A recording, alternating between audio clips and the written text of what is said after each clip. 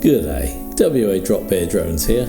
I'd seen the old abandoned Fremantle South Power Station appear around the web, so I thought it'd be good to get down and see it. And what a surprise! The contrast between the old crumbling power station and the opulent Port Coogee Marina, it was astounding.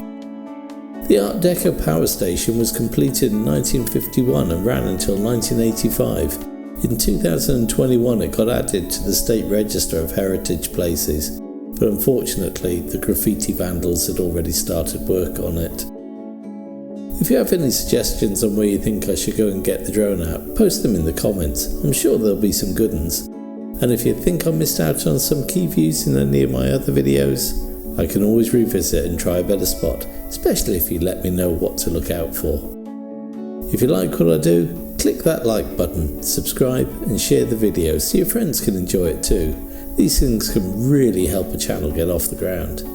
If you really like what I do, you can buy me a coffee. There's a link in the description. Now let's sit back and enjoy.